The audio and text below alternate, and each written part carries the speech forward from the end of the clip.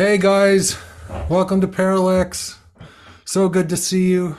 Alexander's got a new book out, Process and Event. We just did a wonderful course at Parallax with Bonnitta, and we're merging worlds here. So where do you guys want to start? Where would you like to begin? I want to start with my curiosity about Bonnitta Roy's work.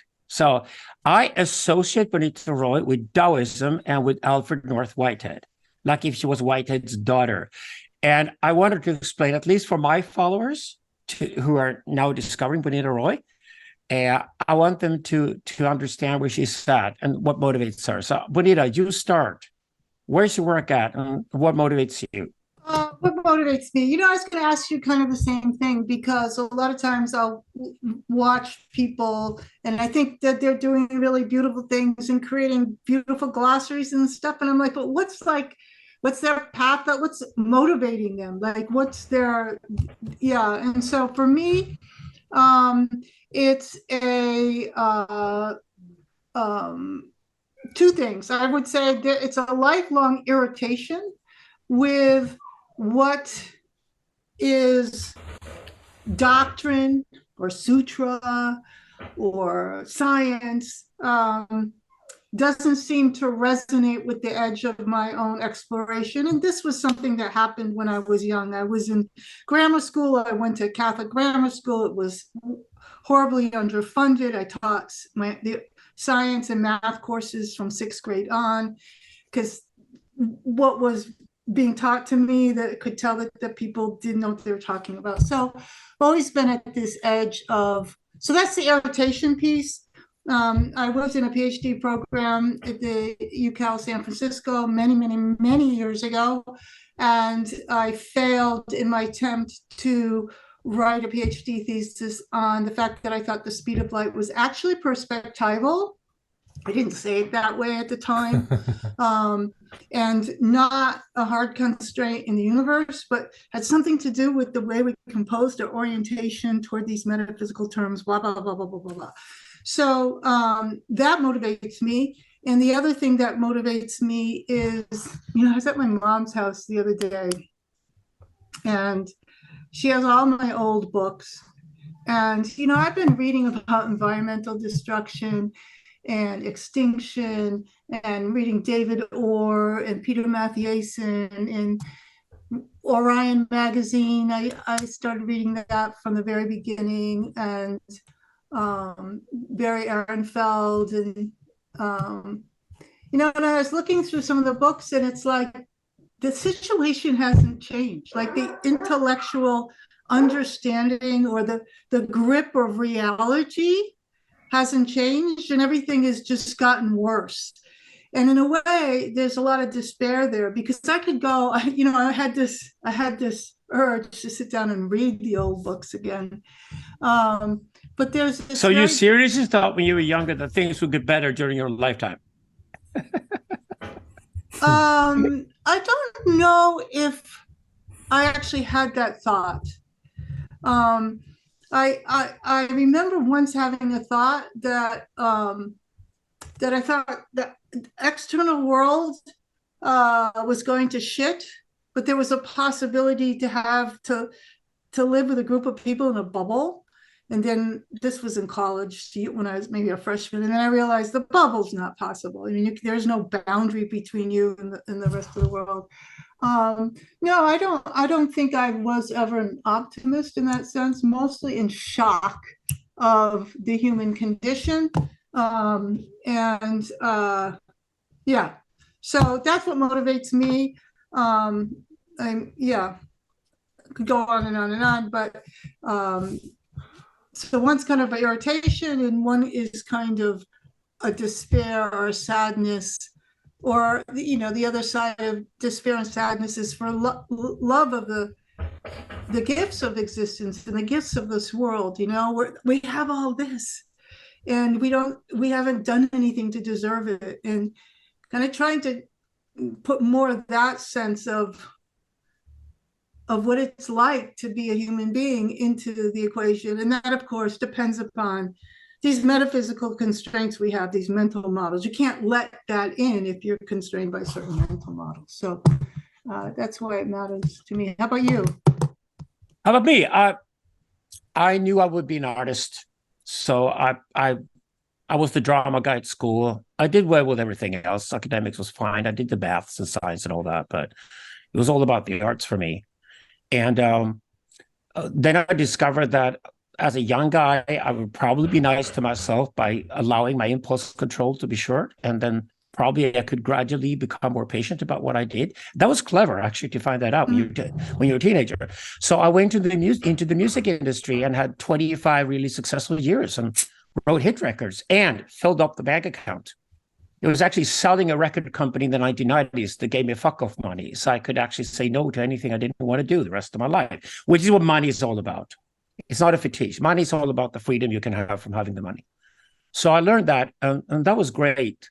And it was after that, in my 30s, that I thought the songwriting thing wasn't enough of a challenge. I started with drama. I started with theater in my teens. That was too old-fashioned, grumpy and dusty and playing to the same audience 400 times over, 400 nights in a row. When television had happened, and we were moving onto the internet. So I love technology. I was probably one of the first totally electronic music producers, right? Used machines for everything. So I was a gadget guy. And then I realized that writing, of course, I knew I would write sooner or later. I was like 8 years old when both my parents and my teachers told me, oh, anybody could put a pen onto a paper the way you can always support themselves. So I had that self-confidence when I was a kid that I would write. Right? I didn't know I would write. I wouldn't write novels. I started with drama, sort of left it, never wanted to do poetry. And then I discovered that, of course, it was all about philosophy. And then the first thing you think when you do philosophy and you fall in love with it, it's just like, honestly, is there anything for me to say that hasn't been said by all these smart guys already? And this was also the 1990s that I had discovered female philosophy that exploded in the 20th century. And that was a new voice, which I couldn't be part of, but that I found very interesting. I loved female philosophers. So there was a whole new spectrum opening up.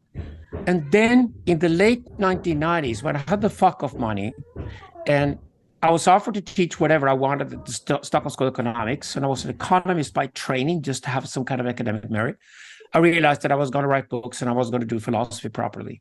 And I realized, to me, the 20th century had been wasted on some kind of navel gazing. This is Europe. I live in Europe. So this was like navel gazing continental philosophy had gone into literature studies and deconstruction to the extreme.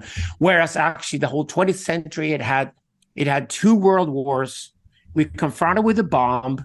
Existential risk was real. And at the same time, we were in the middle of a technological explosion. And somewhere in between Hegel and Whitehead and Marshall McLuhan, I discovered that nobody's really, besides McLuhan, nobody's really doing properly philosophy on the relationship between man and machine, which is what philosophers should do. And there I discovered what always motivated me, was motivating for all the 6 books I've written with John Sedgwick. Is every time before we write a book, we take about a year, and then we sit down and we look at the overall map, and then we decide that wherever we're looking on the map, and we would be the best guys to dig into something and be motivated about it and write about it. We should do that. What would be the one thing we could probably do better than anybody else right now in the world? And let's try to do that, because that's totally motivating. And that's motivating me towards writing all the 6 books I did beyond. And I guess that's why I'm a philosopher. So philosophy is an art form that's absolutely essential to me. It's art. It's a literary art form. It's kind of the poet and the philosopher like opposites fighting each other, like two nasty twins to each other, because the poet wants to expand language infinitely. Right? Whereas the philosopher is like, I use whatever words I have, try to give the meaning and try to nail the world with words. Although I know it's impossible to nail the world with words, I will still try to do it. So that motivated me. Yeah. So just to ping off of that. So for me, I graduated with a degree in science, and I started to work in a neuroscience lab, and found that I had too many questions about like the experimental setup and what was I doing with my life. And then I went to get a PhD in philosophy. And then I entered in to pretty hardcore art scene, first with people at the Art Institute in San Francisco. And then we started making these art sculptures that we sold to Disney, me and some people, and moved to New York, and we had a scene there. But the opposite happened to me. We were basically on a trajectory to be homeless. And we were burning through a lot of money, and then that's when I ended up getting a career in landscape design, starting in New York City in interior lobbies and all these big displays and stuff, and then moving out to the country. So, and then after when the recession hit, I left my firm here in Connecticut and then started going back to trying to write. Writing is very difficult for me. It's a lot of work for me to compose a few good paragraphs. So let me. By the way, those are two dogs fighting. It's not me and Yeah. Bonnitta fighting it out.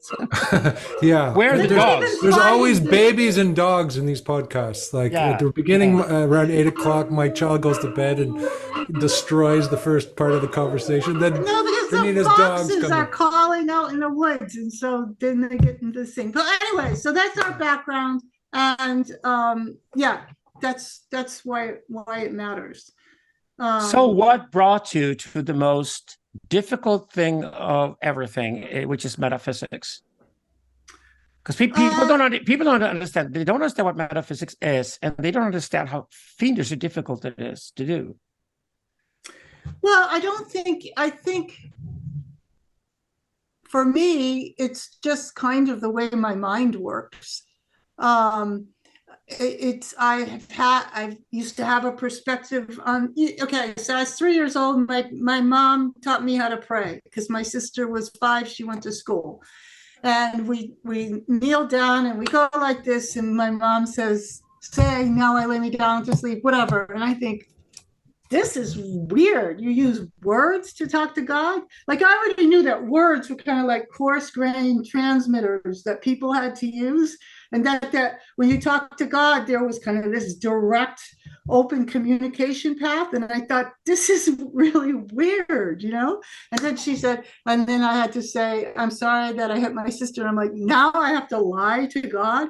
So like, well, from very early on, there was always this kind of like, reality that for a while I thought, okay, I'm young, pretty soon she'll know that I can operate as an adult.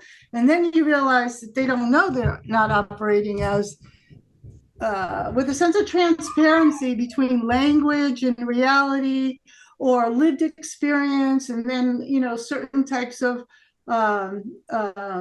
transformative experiences I've had, many before I even started reading Eastern philosophy, and all this kind of other kind of journey I was on while I was walking through the real world. And also very cultural codes were very transparent to me.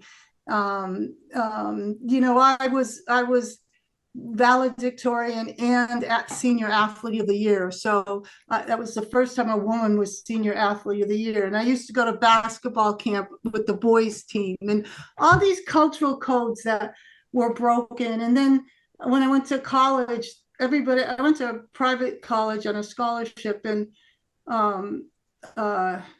I was very naive. I had never actually slept outside of my own room. My mom wouldn't let us go sleep over someone else's house.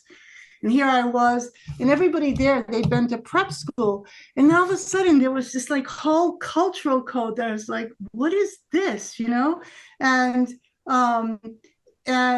I realized that there were all these kind of ways that people were gaming the college thing because they'd been to prep school, and there was a whole cultural code. And then I remember by the time I was a junior, I realized the teachers had a cultural code, and there was this whole game behind the game. And so there's always been this, what I would call transparency between a patina or a something, this reality, and then something that seemed not attainable or achievable. I didn't have to go find the other reality. I didn't have to go sit in a Zen monastery it was always there,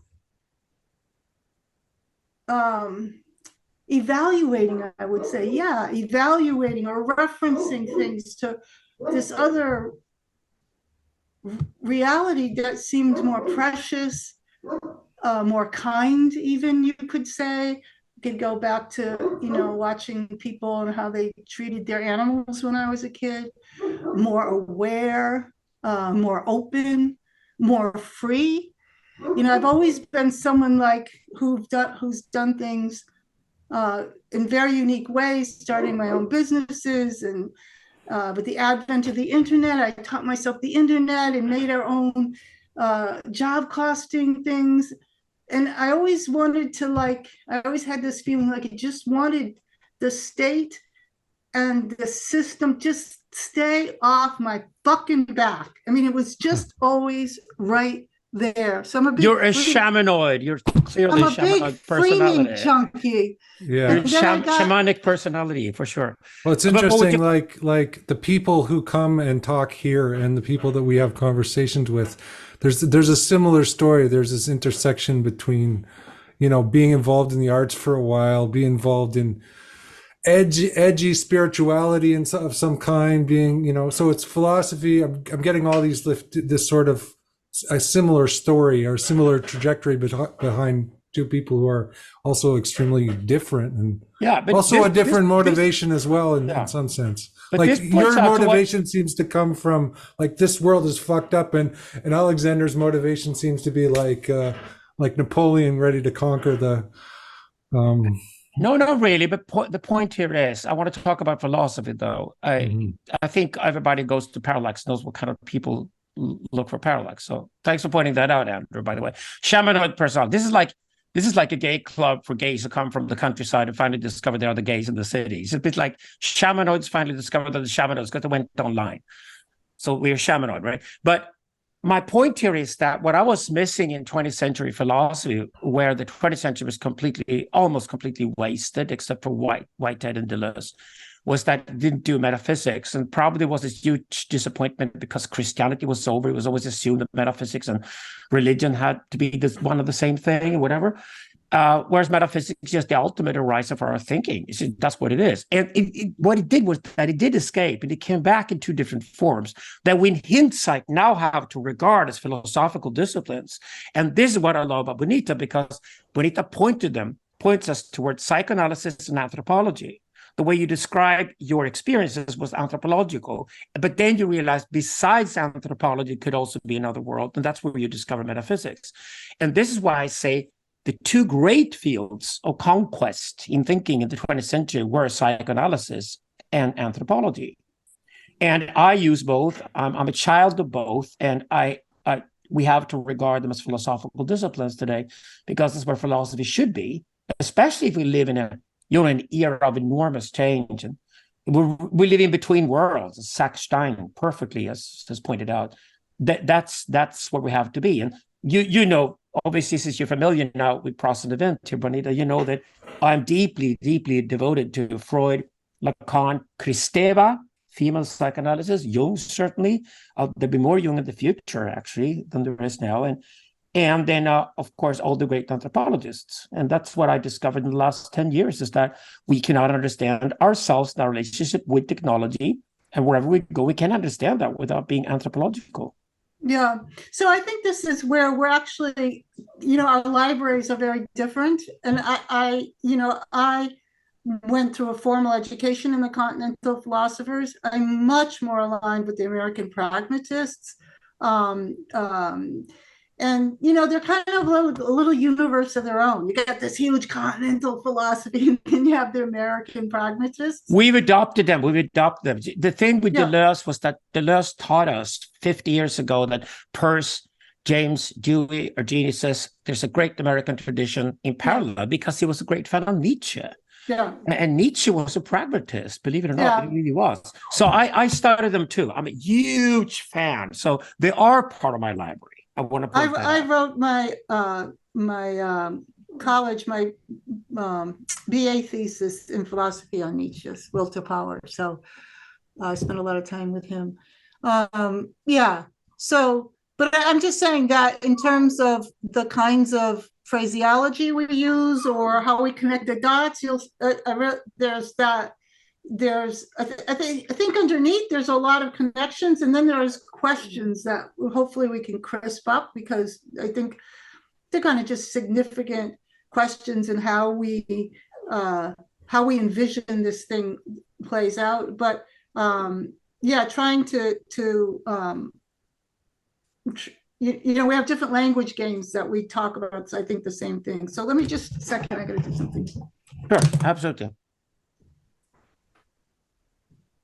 That's where at, Andrew. This is great. Yeah. I think we laid a foundation. And it's this mixed tradition of American pragmatism and continental philosophy. I don't know if it's part, at least, of continental philosophy, Hegel, Nietzsche onwards. Okay, so should we talk metaphysics now? Well, I'm curious Yeah, about. I'm curious about. Sorry if my questions are a little bit naive, because I'm not as I'm not as well read in this philosophy as you guys. But I'm curious about the metaphysics of the pragmatists, the metaphysics of phenomenology, how they cross over and how they're the same. Can I just first phrase why the metaphysics is difficult, so we get that? Yeah. Say you're a physicist. You're very likely to see the world through physics. You will always see the world through your own psychology. And when you get really good at something, you become your own archetype, fine. If you're a man, you're likely to see the world in a male way. If you're a woman, you're likely to see the world in a more feminine way. You are your archetype. And especially if you become an expert on something, which most people are in today's society. People are trained through capitalism to be absolute experts at what they do. That's how people make money and have a job to go to. Very few people can even afford to be generalists. And nothing is more general than metaphysics. It's totally general. So this is the difficulty. So you're a biologist, you're likely to think the world through biology. So imagine if you're going to try to think metaphysics, try to understand how hard it is, you're like a biologist has to learn physics to not think biology when you do physics, but to think biology when you do biology. That also means you're trained to think metaphysics is a totally third different domain, where you must not assume that something you learned from physics or biology is applicable. Actually, the first thing you do in metaphysics, you kill axioms. You kill so many fucking assumptions you made about how the world operates. It's incredible. You have to kill and kill and kill and kill all the time. And that's why metaphysics is so hard, because most people take their own personal expertise and their own personality with them and throw that into the box and say, this is metaphysical, this is generally applicable and everything. And we just like, I think Bonnitta agrees with me. You just sit there and say, no, wait a second. No, that's just you talking. That's you talking from your perspective, trying to force it onto the rest of the world.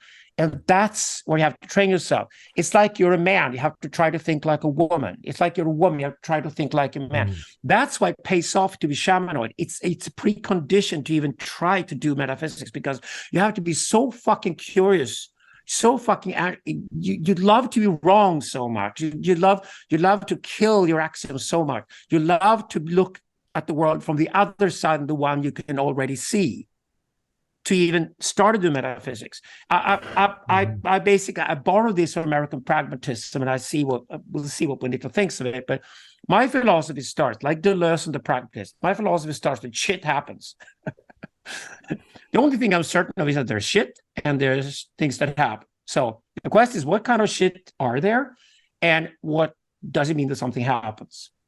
And that means I can start philosophy right here and now with us, starting philosophy from here, which I think is the only decent place to start from, because otherwise you assume something in the past, you have no idea whether it ever exists, you start from there, or you assume some point in the future that you never know whether it's going to happen or not. At least we three tonight here are having this conversation, so we can start here. That's what I want to do, because I think it's the only honest point from where you can start metaphysics. And the first thing you then recognize is that your own psychology is going to be part of it. That's why it has to be a social project. It has to involve others. Otherwise, you can't do it. I don't know if Bonnitta agrees with me, but I think that's a good start. I think that's one good. I could have said that, but I'll say two other ways of saying it. So metaphysics, there's an intellectual journey that makes a metaphysician, and that's similar to what Alex is saying. He talked about this, so I'm not going to do the psychological one. He touched the psychological and the intellectual, but the intellectual is like you go to school and you blah blah blah, and you during your biology and you learn, and then finally you get to the point where you're reading about something that no biologist still understands, or no physicist still understands, and you start to see there's a wall there. But the wall is not because you need more experiment. The wall is there because the question can't be framed. The way the question is framed is constrained. And so you have, so for example, the wall, the reason why Darwin was a genius is because people could only see change in terms of development, that the next higher form just developed from the previous higher form. And he could see how there could be these extinction events and stuff like that. And so a metaphysician quickly sees that the whole enterprise is constrained. And then you get interested in what is the constraint?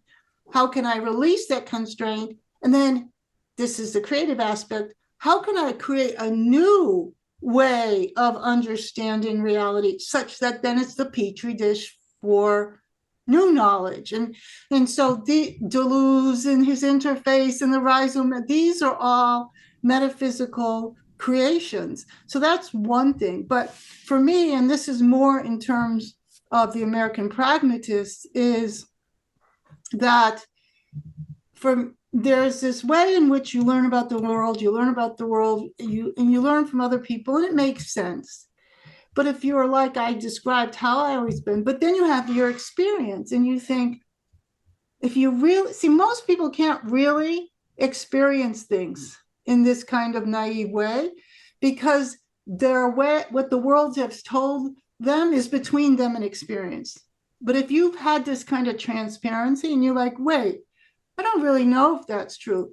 Like the way people taught me how to garden, it's all wrong. And the way people teach you how to train horses, it's all completely messed up. It's all because it's part of the industry and stuff like that. And you quickly learn that you have to, if you subtract what you assume to be the case, then there's a gap between actual lived experience and everything that is assumed to be the case.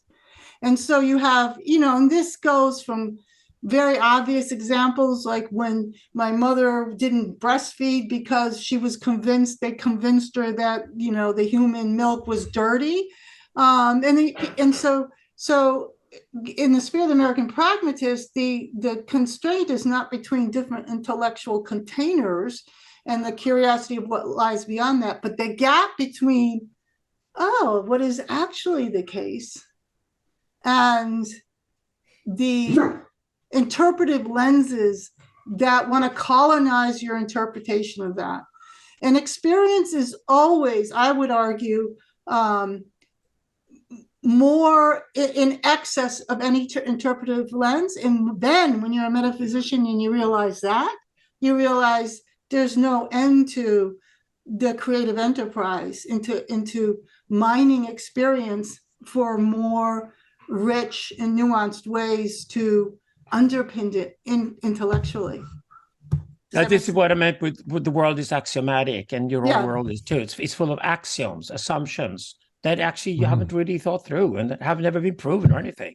Just take it for granted. So one thing I borrowed from the pragmatist that I use throughout my work, you've discovered in Prose Event too, is that I use the word law as rarely as possible. Because the word law ties people into the axiom that, somebody designed this, it has to be a certain way, it would be like that forever. And because law is a word introduced for humans to control other humans. Yeah. So we had to have law. As soon as we had larger populations than tribe, we had to have laws. And then people broke the law, and if they broke the law, they were punished or whatever, so the people would stay with the law. Then the law became this kind of sacred thing, and then we started assuming that nature must operate according to certain laws. Nature has habits, and some of these habits seem to be recurring. There are patterns, etc. And what's great with Charles Sanders Peirce is that he basically banned the word law entirely and said they're just habits, and we don't know whether they're anything more than habits. And that's a good starting point to start from there. And what's great with just thinking of habits is that habits can be more and more and more recurring. And when they're intensely recurring, we probably think of them as laws. And here's the trick. Then we're on to metaphysics, because it's not a law in itself that it works that way. It's a principle. So, for example, from Quentin Melassu, I borrowed this one-liner, or redefine this one-liner, that says that the only meta-law we have is that there is no meta-law. Because we always look for a meta-law, like there's a law that controls all the other laws. And then we get the fucking hierarchy we think the world operates according to. And there's no such thing. They're just different shit that has happened.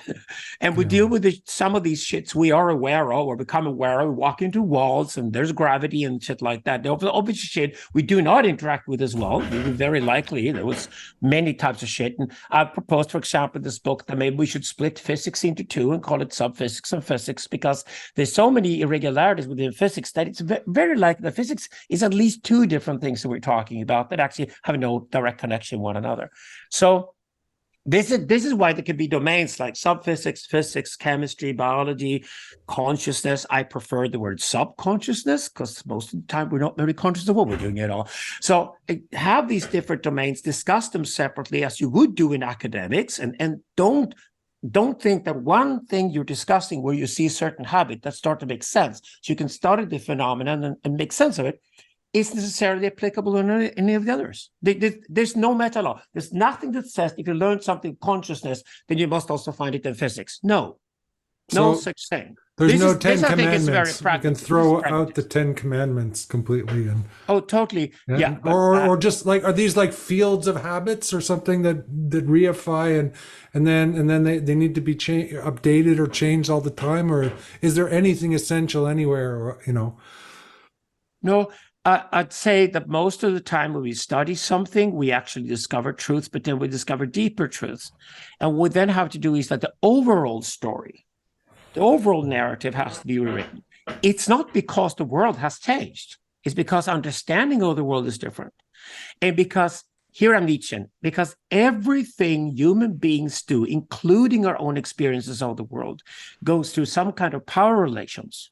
There's a Nietzsche and Wittgenstein agree, and I agree with them.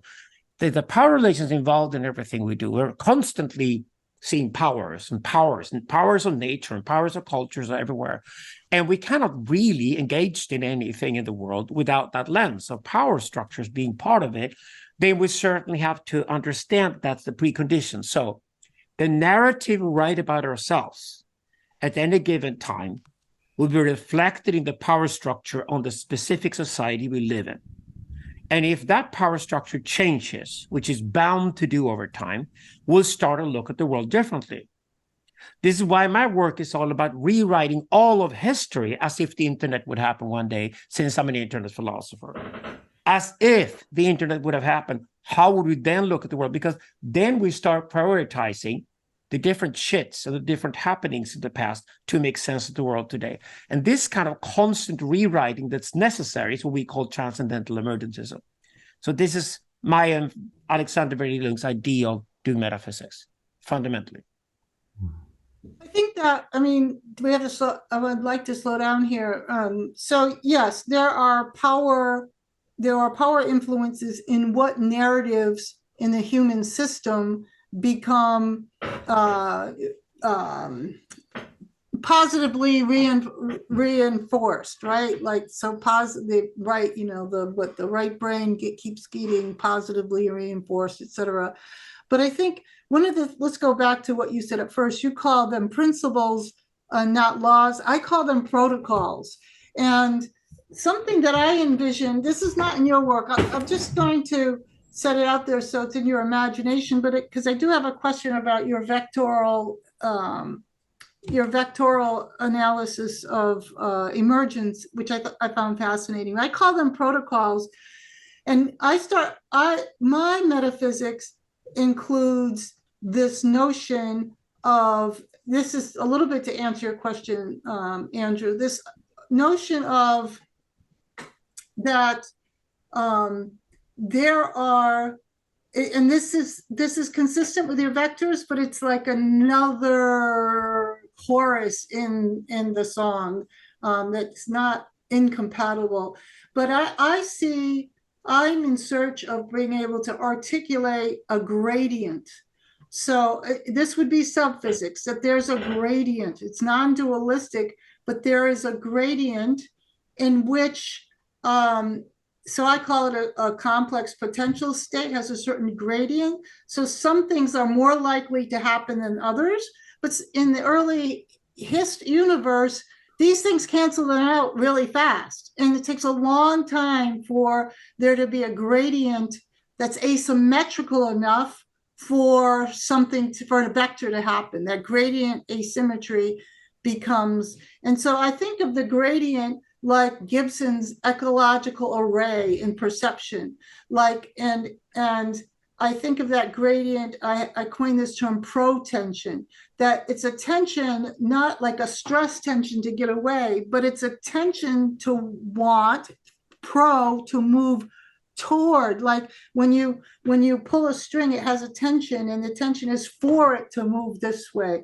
And so I find this as the fundamental primordial purposiveness of the universe without a psychological component, and as a protension.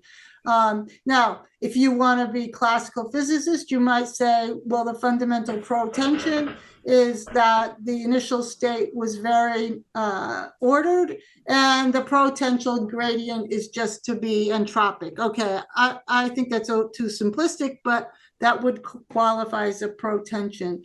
A protension gradient in your transcendental emergency might be this principle of vectorization. Has to be there. It doesn't have to be there from origin, but it becomes part of the ecological array early in time or early in space. Yeah, true. Very likely. But the emergence vector theory disqualifies a general emergence theory. So here's the trick and how transcendental this actually is. We can't assume that there is a law for emergence before emergence happens. We always, in hindsight, it's very Hegelian, but it's also pragmatist. We always, in hindsight, assume that certain things that have happened in history are more important than others. And this was by doing history, we discovered this, because we think in human history, since we're doing information technology philosophy, we're going to do spoken, written, printed, and interactive language as the four big paradigm shifts of history. And therefore, we also see very clearly that these four events that happen in history changed the world forever. And so we can then do metaphysics, which is, to start with, at least the history of the universe, and probably more than that. We can then start doing that. And the strange thing then of the theory of doing paradigm theory or paradigmatics for human history, which is a much shorter time span, is that we can start to look at it's a principle again. We can start to look at all of history. It's like, so what were the most important things that ever happened in history?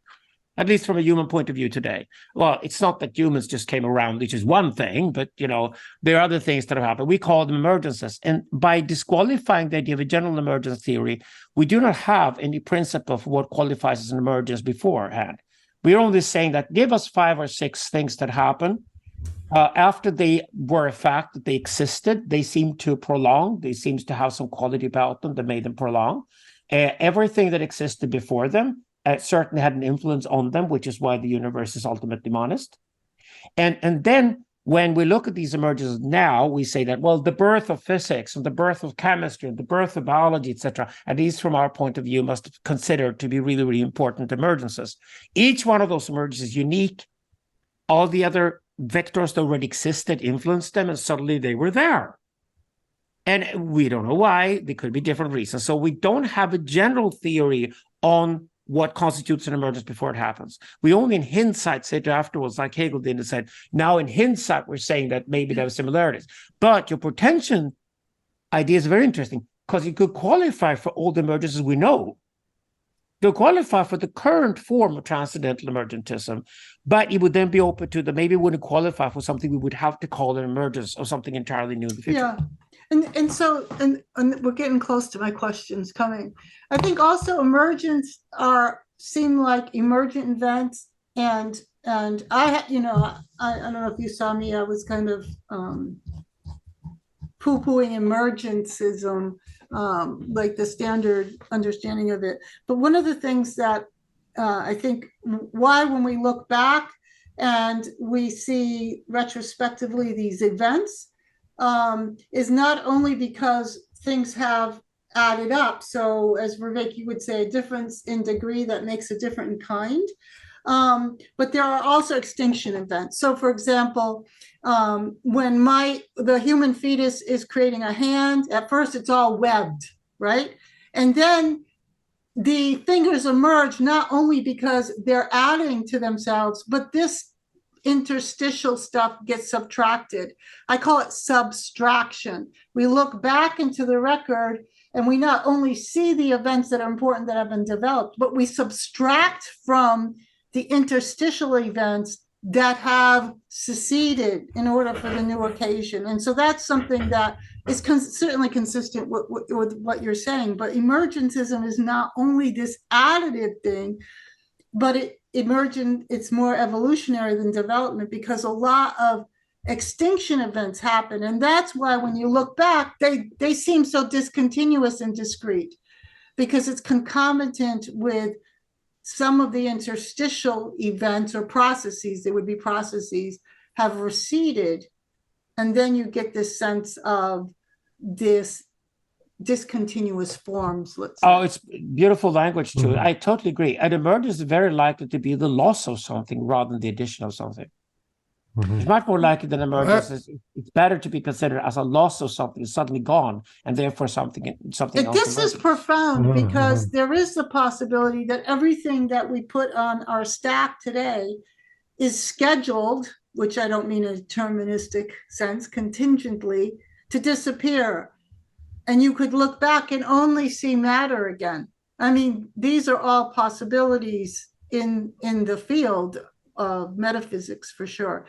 I like this idea because normally we think we're adding on to reality, right?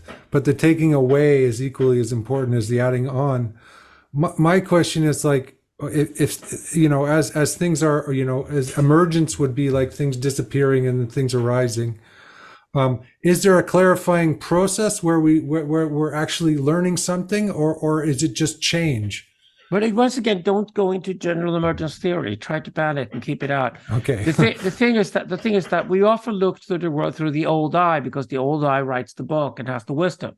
We lose our entire lives. Things die all the time. We go old. We hopefully get wiser as we go, before we get demented, of course, but we hopefully get wiser through life experience. We get older, the more knowledge, the older we are.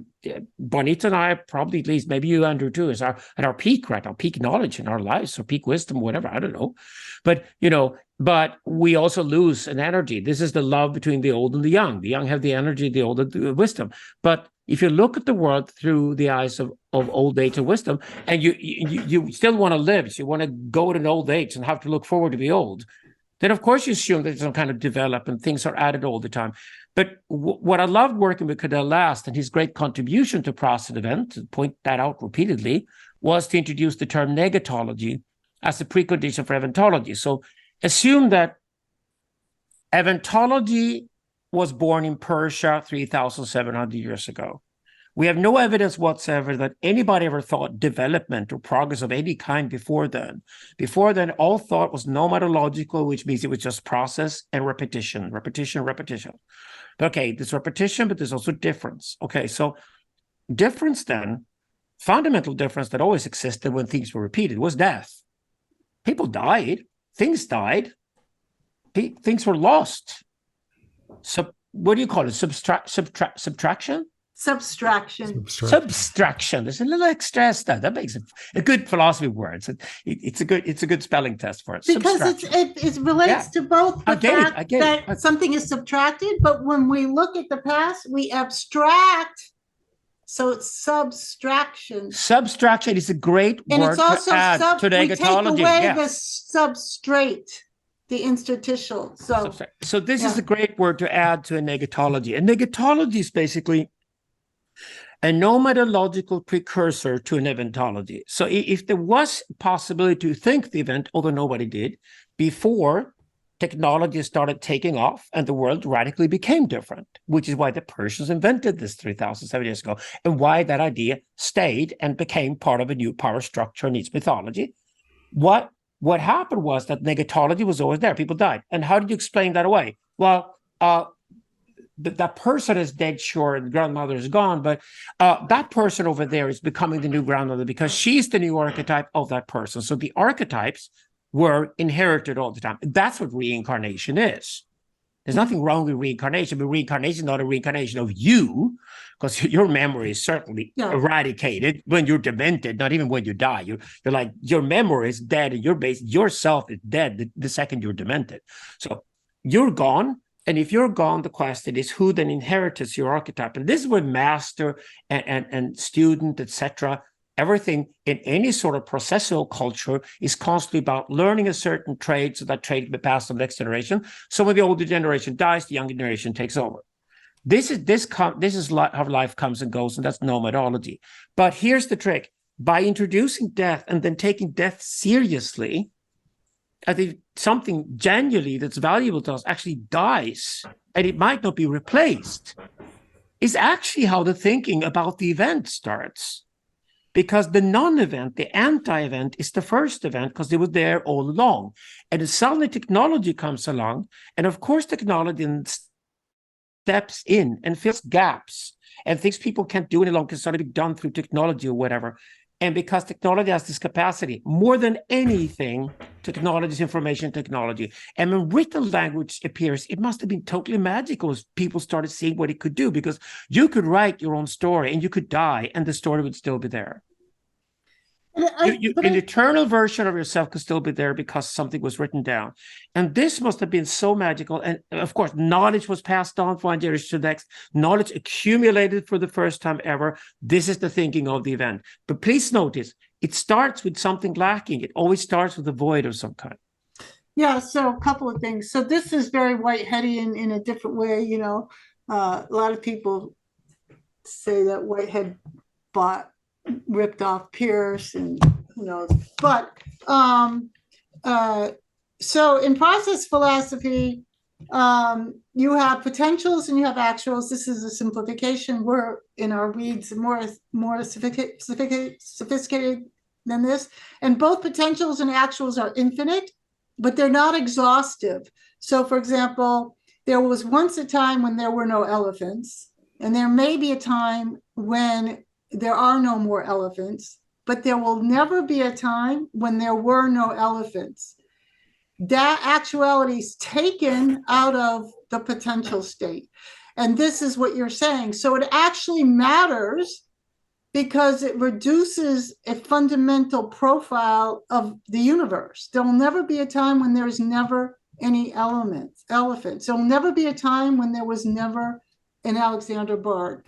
And so this is what you're saying. It gives you this sense of that there's something written in the record forever because of this fundamental equation between actuals and potentials gets, you know, the actuals get reduced, but they're still infinite, you know, like Cantor sets. Yeah, the way Hegel phrased that, it's that Hegel would say that the past is a necessity, but the future is a contingency. Yeah.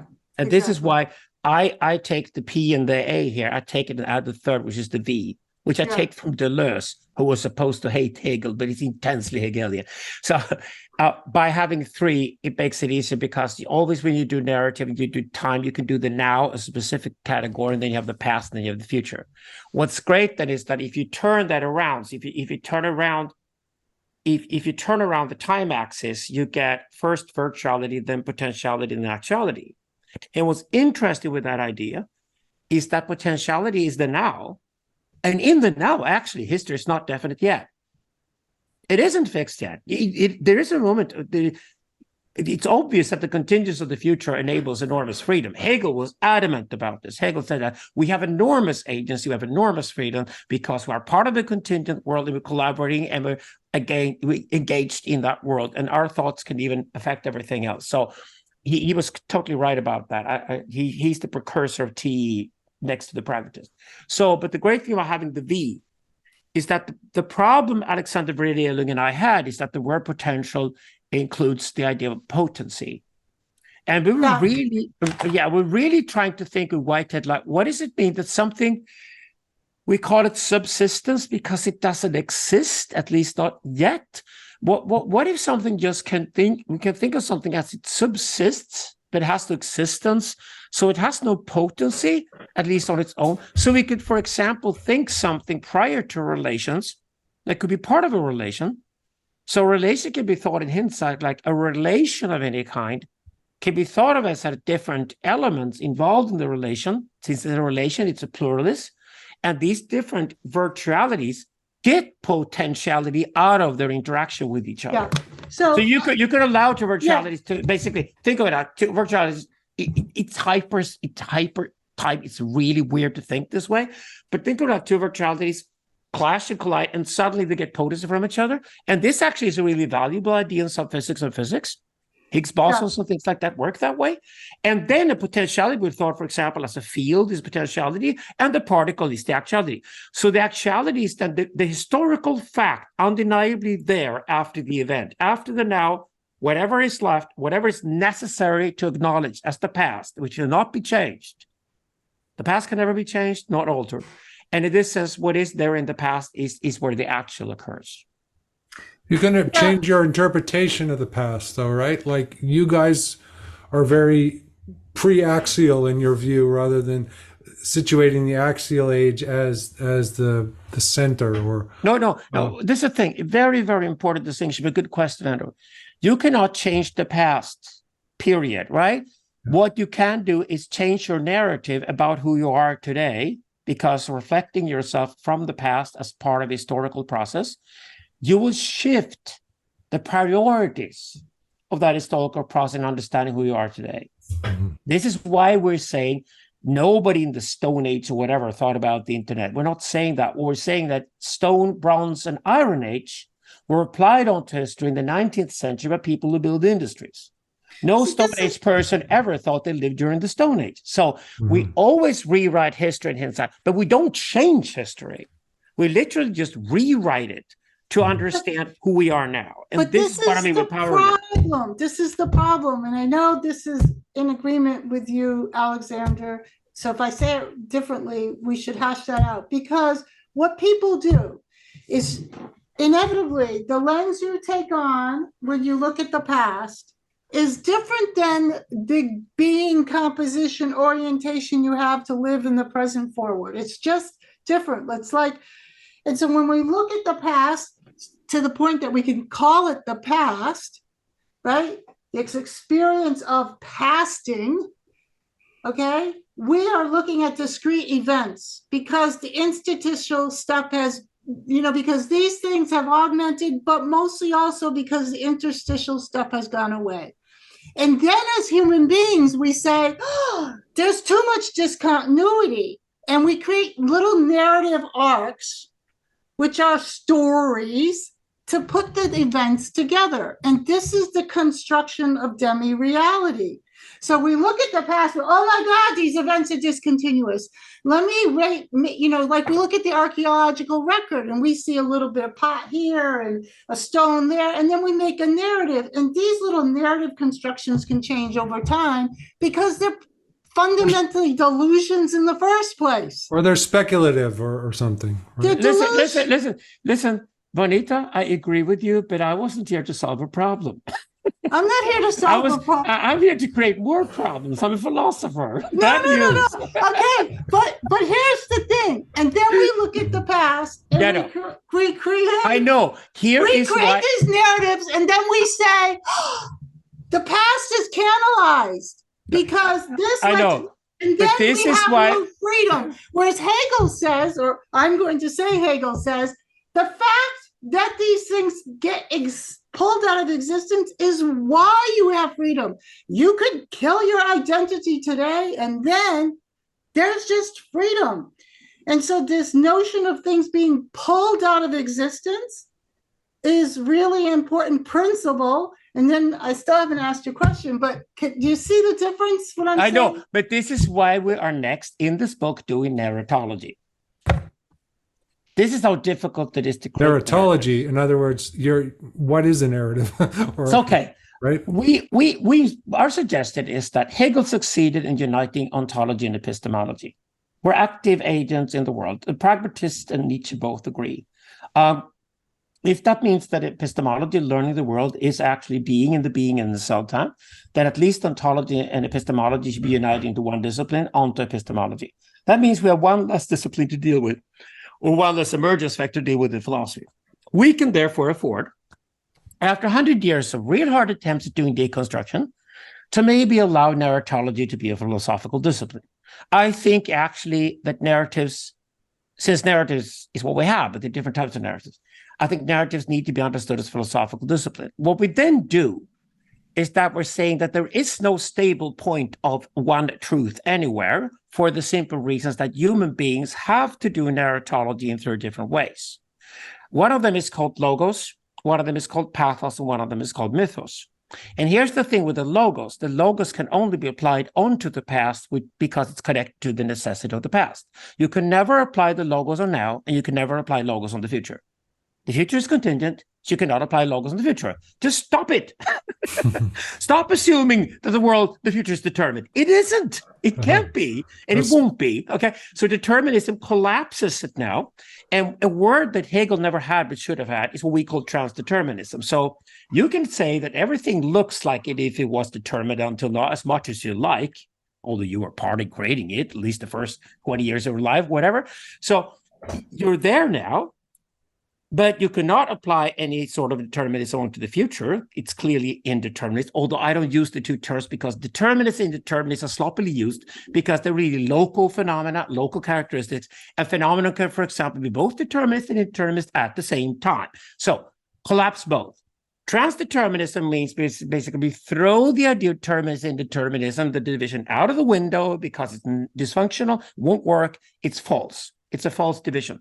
So instead what we have is that we have the logos, which you can only apply on the past. For example, data is always data about the past. There are no data about the future, and there never will be. Period. So data processing, for example, AI, can only deal with the past. Therefore, it can only repeat the past, or repeat the past, repeat the past. It cannot do anything else because it's the past. Data's from the past. Logos, right? Logos always overdone, usually by men aggressively against women, because women are much more mythical than men are. Women beat the men back by both mythical, because mythos actually is more true than logos is to most human beings, because we are mythical creatures. The mythos is right in the now. And the pathos is what we apply into the future. We sort of feel our way passionately towards the future and try to make sense of it. And I mean, we go and kill ourselves if we don't have a pathos. If our pathos dips towards the future, we go and kill ourselves.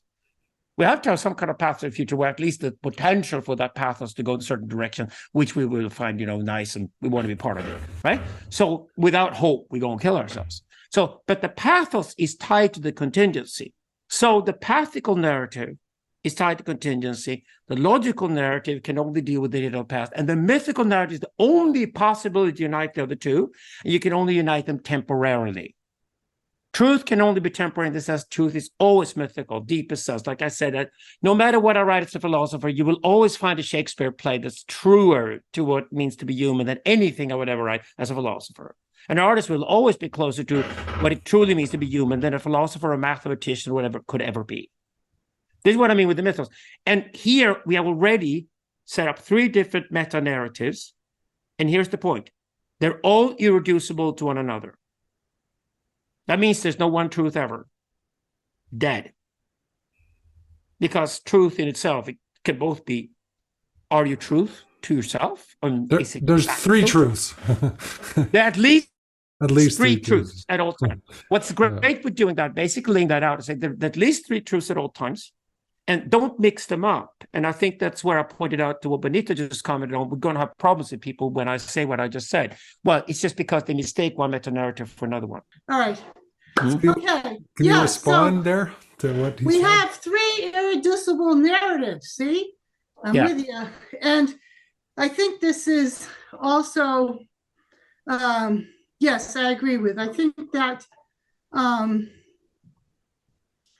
there's something definitely, the irreducibility of things. There's a lot in this, like the irreducibility of the lens. You have to look at the past and the lens.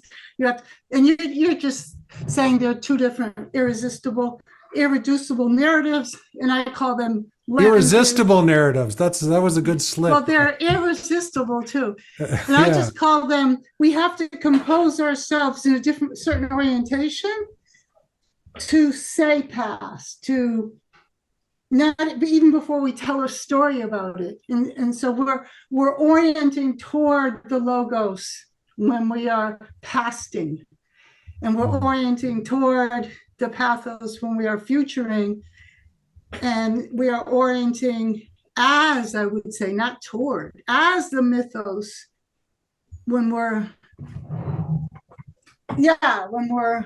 it's kind of nice to really understand mythos as that's how I would describe any sense of now I ever had. It was mythical because there was so many things going on I had no understanding of.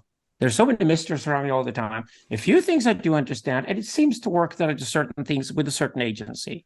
Yeah. It's the combination of the three. But if you try to define the existential experience itself, it can only have a mythical description, and it's only a temporary description. I mean, the first thing you say when you say, where are you at right now? Well, I think I'm at this state right now. I'm emotionally here, I'm sort of logically here, rationally here, I'm sort of, but the only way you write a narrative and put it together, especially with your friends, and then it's a shared narrative about where you're at the moment, and you of course assume you're allowed to change the story, what actually happened Tuesday at 7:00 in the evening, because 3 days later you say, oh, what was really going on Tuesday in my mind and around me last Tuesday was not at all what I thought at the time. Yeah. So I think we have the sense of this triadic structure or triad, but I'm going to say in my work, just so we get to know each other better, but it may be a resonance, it may be something. So the word mythical means a lot of different things to a lot of different people. And I would say that what you just described, for me, it's not archetypal. That's too repetitive for me. It's not Jungian. And so I borrow the term lyrical from Jan Zawicki.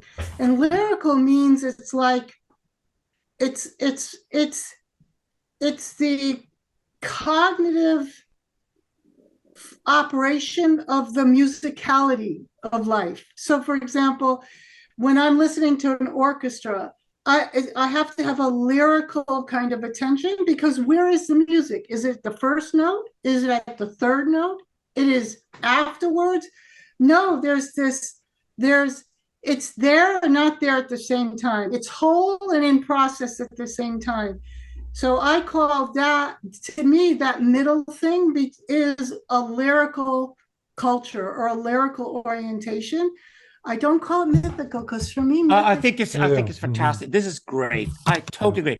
The problem is that the Greeks had not invented the word lyros yet, so they had mythos. So because we have the mythos and we have the logos and we have the pathos in Greek. Yeah, but even the way you're going like this, isn't also mythical? Mythical, it sort of contains a notion of time going from the past to the future, and the creation of various characters that move through. And what you're talking about is this sort of timeless experience where you fall out of the sense of time. Bonnitta's right that the word myth means an awful lot of things. And again, this is about the instrumentality of the language. What Alex was doing, he was going like this, and this is like what a musician is doing in an orchestra, and it's there, and you have to have your hands on it, and I am a musician, so I know. The intention before I listen to music piece is the virtuality, because the music is not even there, right?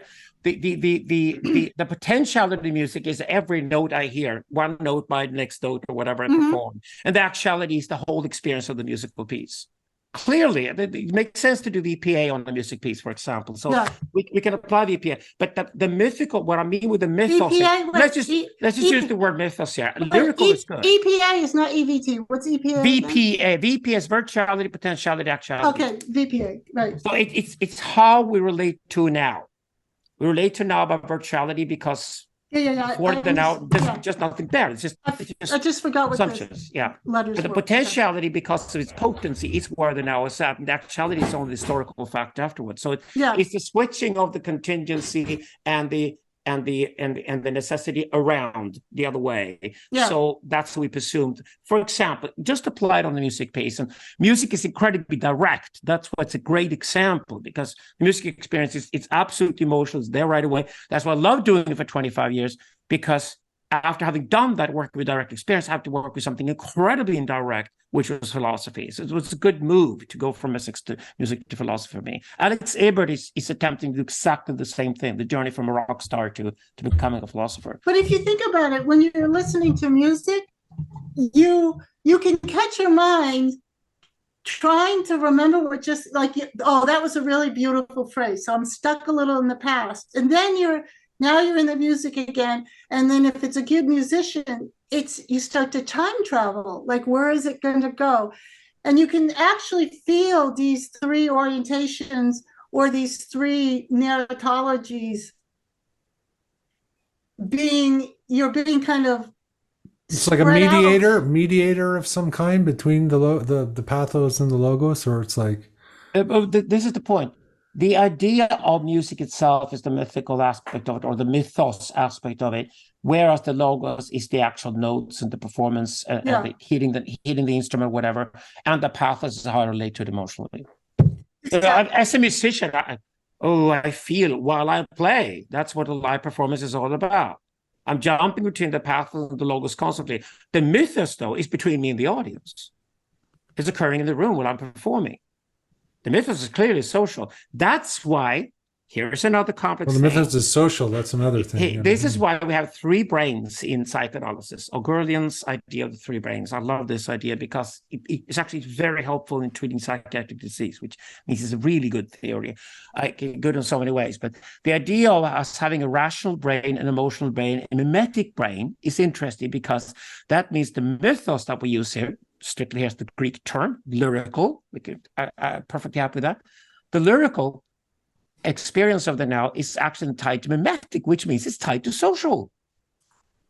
The now is intensely a social experience.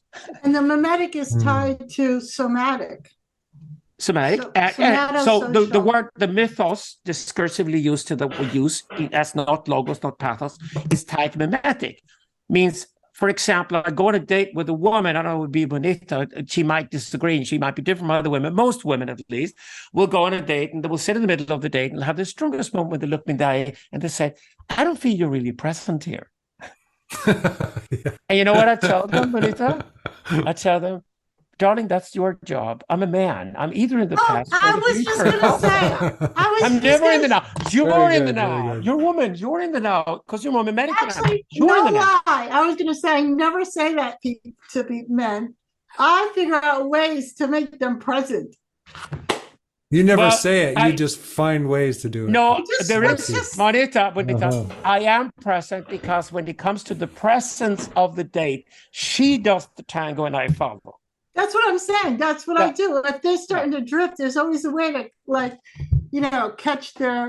Anyway, you discover the secret way man loves to go on a date with a woman. I'm agreeing that I take it on as my responsibility, not as their responsibility, and I blame them for it. Yeah. I actually enjoy the challenge. And yes. Okay. Great. So do I, because I love that moment when that happens, and I love what I have to say. It's always great to tell somebody, no, you're the strong one here, but I'll try to dance with you. I'll try to follow you into your presence, because why would I go on a date with a woman if I didn't love your presence? It's where it's at. But there's something to that. It's very general. Even trans men and trans women agree with me on this theory that there's something fundamental to splitting up the yang.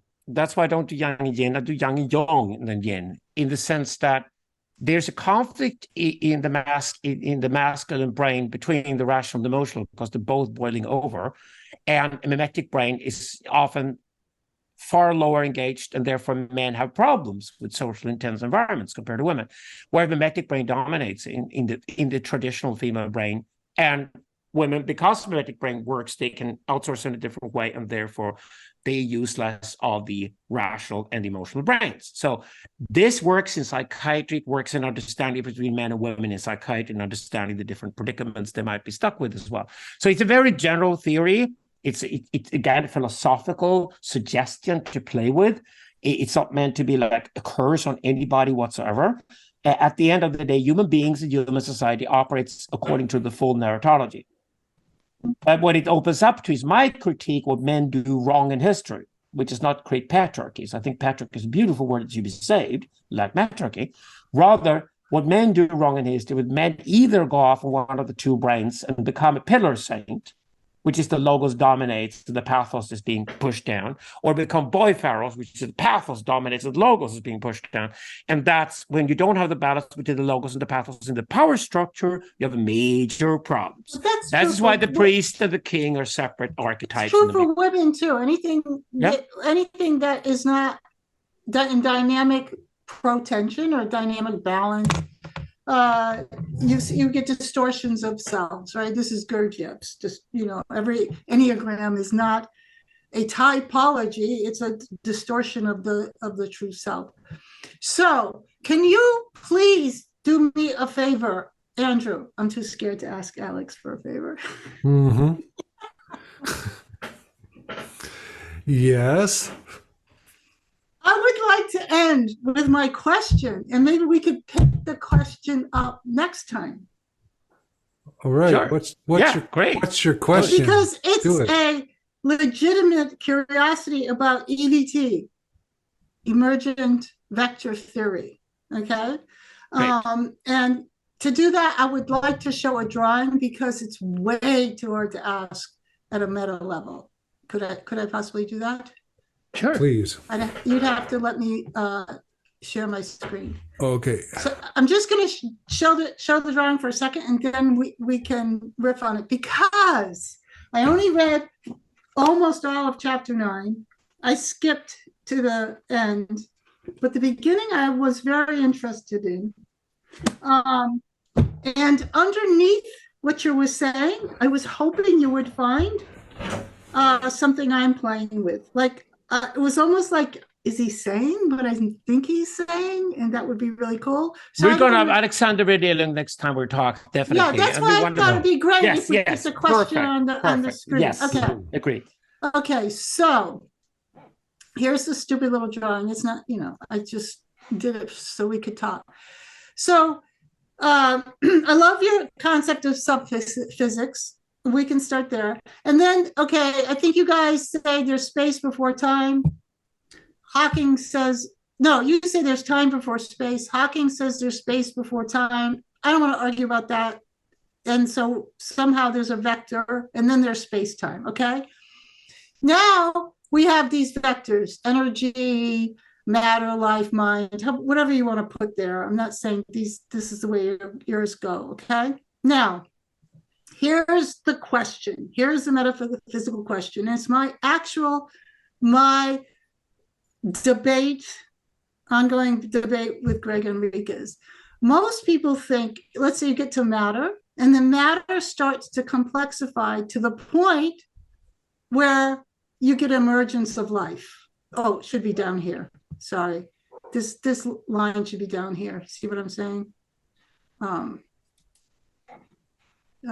This line should go down here. And then life complexifies to the point where you get mind. And then mind complexifies to the point where you get something else. This is what most people think, right? Yes. You notice my line shouldn't have gone there. My line should have gone straight down to life. And then life complexifies to the point you get mind. And it continues. And then you get enlightenment or something. Right. That's the question. What I'm suggesting is that the subphysics is actually what mutates. That mind is not at some mutation off this line, but that the subfixes or the virtual, what I call complex potential states, is more like your virtual, that the mutation happens along this, and then you get mind. That it looks like life complexifies to a point where mind emerges, but what's happening is in the subphysics. And here's the problem with Greg's theory, although he's not here. He thinks we jump from one thing to the next. We do not. In Transcendental Emergentism, everything that is in existence in a modest universe affects an emergence. To qualify that's what I'm saying. The mutations are in the subphysics, and then you get these. So, for example, we at one point we had life, and then we have mind. Okay, and what I was saying to Greg is that we don't have. There's life, and then what emerges the nature of mind, and you could define it as whatever you want. I would say the nature of mind is to simulate the environment, and we can see this in crows, and we can see this in higher animals. They can run simulations. They can run hypothetical simulations of the environment. As far as we know, only humans can simulate their self, and only humans then can speak to each other's simulations. So that's another mutation. But what I'm saying is that this mutation happens, and then you see that it starts to complexify along the animal mind. And then another mutation happens, and we can simulate ourselves, and then that complexifies. And if that complexifies into, now this is where we're going to have an argument, and that is if it complexifies into artificial intelligence, I would not expect the mutation to happen on that line, but something that we can't even imagine. So this is what I'm very... I don't do the line. I'm not with that's Greg. That's not me. I don't have the line. Well, you have the vectors. The thing is why I'm saying constantly and repetitively that there's no general emergence theory. Stop thinking that the emergences are occurring in the same way as if there was a law for emergence before they happened. We have somehow, we're saying the same thing. Yeah, we said Greg's model. Greg and I have agreed on categories that are very helpful. So in that sense, he's a psychologist. I'm a psychoanalyst. We can work together. But I would say that one thing doesn't come out of one thing only. Everything that comes into existence comes out of absolutely everything in that universe affecting it. Right. In every way possible. In every way possible. I'm totally with Whitehead and David Bohm that the universe is fundamentally monolithic. From what we know, right. It could be a universe that wasn't monolithic. We don't know of any such universe yet. No sign of it, whatever. So from what we know historically in emergence, that is, for example, emergence could also be that something is lost or dies, and because of a void, something occurs. But we have to define it for ourselves as human beings, because we write a history, we have to define it as something absolutely dramatic and revolutionary to us. And the point we're doing Transcendental Emergentism is to finally kill reductionism. Right. Reductionism is the enemy. Men go off, and either because they got a brain that's bigger than the body, they think that everything is about the consciousness. So because the body is stronger than the mind, they think everything is about physics or whatever. And they try to use everything down to the fucking atom or all the way up to themselves. Both wrong. You can't reduce the world to the extreme. That's where it's wrong. That's what Harman called reducing upwards. Yeah. The mind is thus hyper complex, and everything gets reduced upwards to that. Reductionism is all the way down to the atom, and it turns out the atom wasn't the end game anyway. But we call that one reversed reductionism, which is all the way up to consciousness, which always turns out to be the thinker himself, doesn't it? Yeah. Right? So both wrong. What we do instead is say, okay, let's take emergence seriously. And other thinkers like Adrian Johnston, Terence Deacon, over the last 30 years have taken emergence seriously. And what we propose, they've still gone into different forms called dialectical materialism and transcendental materialism. Just using the word material reduces the fucking materia again. No, it's better to just keep emergence as a simple metaphysical principle, period. Shit happens, period. No materia, no consciousness, nothing applied to it. Purely metaphysically thinking it. And if that's the principle we're thinking, then we can say that, okay, whatever exists now and all of history up until now, and very likely the future too, because there's what we at least as human beings would regard as, there are some dramatic shifts in history that we have to say qualify as proper emergences. And whatever came out of them, that lasted for as long as it lasted. It could also have an end date, and certainly the universe probably will too. Whatever lasted, we called it an emergence vector. It deserves to be studied on its own merits. Right.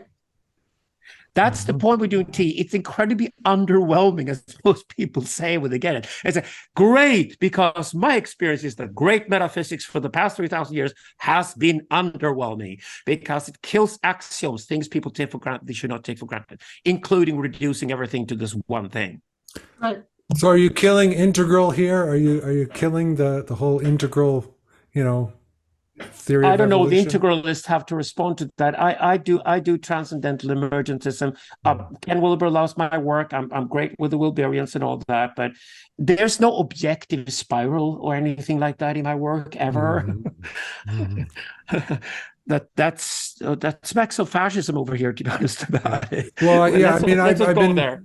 I think your conversation is giving me some insight into the critique of spiral dynamics and all Okay, that. we've never ever thought of that we should moralize or anything like that at all. I try to stay out of. I never do good and bad or good and evil or whatever. I just don't do it. It's philosophically dishonest. But I'd say the great thing about doing TE and working with and then starting applying it on people, including human history, which then consists of certain paradigms, like what are the most important things that happened, not to you, but to humanity over the past 100,000 years. Okay, that and that and that are the most important thing. Great. Let's see if the paradigms apply to that. Can we have some simple principle? We can. For example, if the amount of information available for human processing explodes, it probably qualifies as a new paradigm, speaking from the information technological perspective. Oh, that turns out to be when we started talking. That turns out we started writing. That turns out to be we started printing and creating the huge cost, cheap libraries. And suddenly we have the internet. And God, wow, so much data. We're overwhelmed. Yeah, it's going to be confusing dialectical process. Digital Libido wrote about this, a dark 50, 100 years ahead. But after that, could be heavenly, could be amazing, because we'll have access to more information than ever before. And we'll actually be forced to be more honest with each other at the end of the day because of the algorithms. Great. So once you train people to think that way historically, they don't reduce history to some beginning. They don't reduce it to some endpoint. They can do history from right where they are right now, and they can really enjoy diversity, difference, and be more tolerant. So is this a remedy to all this doomer stuff? Each person deserves to be studied as that person is, instead of just applying general theories on human beings constantly. Would you say that EDT then would help, so many people are on social media and they just, all these blips every day seem to be like pivotal things. And then you could say, well, no, that's just noise. What are the deeper kind of signals that come less frequently? What's deeper than that? I would say that's metaphysics. That's why I said anthropology is now where metaphysics is at. Yeah. I think psychoanalysis would add to that, because when you're then analyzing society and try to understand it from an artistic point of view, because I think that's more honest, try to understand it scientifically, because there's always goes wrong, then I call it social analysis. I'd say social analysis is it's a bit of a yin-yang relationship, in the sense that social analysis and anthropology is where metaphysics is at. And metaphysics makes sense, and it's incredibly fruitful to work with, because metaphysics must be the underlying. What can we say about the underlying conditions for doing anything else on top of it when we're going to do social analysis and anthropology? Maybe social analysis is more of the masculine, anthropology is more of the feminine. I always thought anthropologists, women are great at it. It's kind of what women do when they do philosophy. They become anthropologists. Again, the mimetic brain takes over. It's beautiful. And Kristeva, Paglia, Hannah Arendt, all my favorite female philosophers, Karen Barad, they're all anthropologists, definitely. And I think that you're right. I think coming out of this conversation. I think anthropology is the excuse to do metaphysics. And in a way, anthropology is metaphysics today. Cool. So, Bonnitta, are you satisfied with what Alexander said? Is that maybe that's I mean, I would like to start again with the EVT, and I think that right now there is a discussion around, emergentism. Brendan has that book, Greg's Emergence. And I think that underneath a lot of these expressions, I think people are inclined and available to a kind of more nuanced metaphysics called EVT. We could call it EVT. It doesn't matter. It opposes general emergence. It needs to be better articulated so then people can come on board, because I think that this popular version of emergence is just like, oh, you have this taxonomy and then emergence happens, like God went in there and tickled something. And I don't think this is philosophically or scientifically rigorous. And I think, like I said, I didn't understand all of EVT from what I read in chapter 9, but I have the sense that this is a very good piece of metaphysics to talk about. EVT opposes general emergence theory. So instead of doing general emergence theory, we have emergence vector theory. Once you've done emergence vector theory, the next question is, so can you then say anything, even if each emergence vector deserves to be understood on its own, and there are no relation between the emergence vectors except they exist in the same universe, and you cannot take one emergence vector and apply what you learned from another one? That's cheating. You can't understand biology through physics. You have to learn biology separately. For example, so the idea is to avoid the very boyish jumping to conclusions of thinking emergence. Oh, we have a general emergence theory. No, you do not. You don't have a creator God. You're not allowed to put a creator God in there who designed laws for how emergence would occur, as if emergence was something was decided beforehand. Emergences are always created by us human beings in hindsight. This is Hegel. Always created by us in hindsight to make sense and locate ourselves in the world we're at right now. It's the only way to do decently. And therefore, EVT is the opposite of general emergence theory and alternative. It's the opening towards an alternative understanding of emergence without doing the general. This is why we call it transcendental emergentism. That's precisely why we do that. Well, this reminds me of Bhaskar, and Andrew brought in integral theory, because Bhaskar said integral theory is not a theory, it's a taxonomy.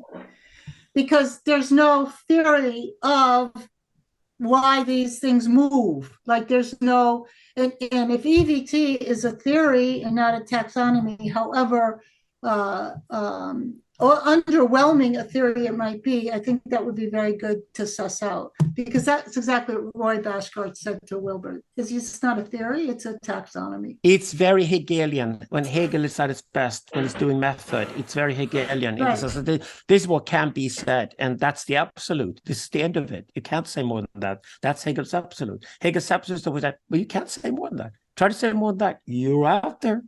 You've lost it.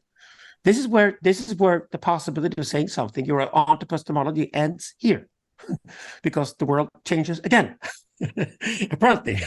So the transcendental here is the opposite of general. So what we're saying, something could happen, like God could probably appear. Oh, there's a God here. Oh, atheism was right. But it turns out atheism is no longer applicable because God exists. Okay, if God exists, it certainly qualifies as an emergence, I think. Then, of course, all of emergence theory has to be rewritten. But at least the emergence vectors that existed before could at least defend themselves as being for whatever they are. But they have to be understood differently, because the transcendentality of the new emergence, God certainly occurs, means that the entire theory has to be written, and this is where TE, or transcendental emergence, is the only thing we can say metaphysically that stays. It's the only way to do metaphysics that's applicable on the future as well. That's where it stops. It's understanding the beauty of what Hegel absolutely means with the absolute. That's my point. And Hegel should be unified with the pragmatists. Oh God, Peirce is the American Hegel. Well, Whitehead I'll is the keep American experience. reading before the next one. I will. I'm going to Bhaskar. That's a good example who I should Yeah. return to actually before we do our next conversation. Yeah, and he was relative to the integral community. He was extremely continental in feel. So Yeah, I know. I've read Bhaskar. I've returned to Bhaskar. It's a good return for me. then he has a whole book on Hegel, which you sound very much like. Yep. Yeah, because it's a more sophisticated interpretation of Hegel. Can I add? I love this conversation. Oh yeah, I think Alexander, you're shining in this conversation. Both you guys, I think it was incredible. I hope my questions are on point because I do feel like I'm on the edge at all times listening to you, which is a cool place to be. I love Bonnitta for all kinds of things, but I love Bonnitta because she really makes an effort in understanding these things. And I will certainly return the favor by making an effort in understanding what Bonnitta's up to. And I love meeting a proper living Whiteheadian always. Okay, so next time we'll do it with Alexander. You have to say Neo Whitehead because like the very like strong Whiteheadians that are very strict Whiteheadians, they would not, even as Isabella Stengers is a No, you're a proper Whiteheadian. That's what you mean. You're the proper one. Exactly. The daughter of Whitehead, yeah. You're the real I'll just add one thing. One of my favorite thinkers in America is Manuel de Landa. I highly recommend him. He's the American Deleuze. And you know what the funny thing is? It was only a few years ago, I was having a conversation with him, and he shocked me and said he never studied Whitehead. He only studied Deleuze. And then I said, oh, I thought you were going to say he only studied Simondin, who's yeah, he did. But a Mexican shaman who missed Whitehead and still thinks like fucking Whitehead means Whitehead and Deleuze are so damn similar. Yeah. That it's just shocking. It's fantastic. Great stuff. You so guys who follow all this of the conversation, nerds these are the in guys our who community are going to adore this conversation, I'm sure. It was fantastic. Thanks so much, guys. Thank you. We'll do the next one. Okay, we got our mission, and I'll read some more.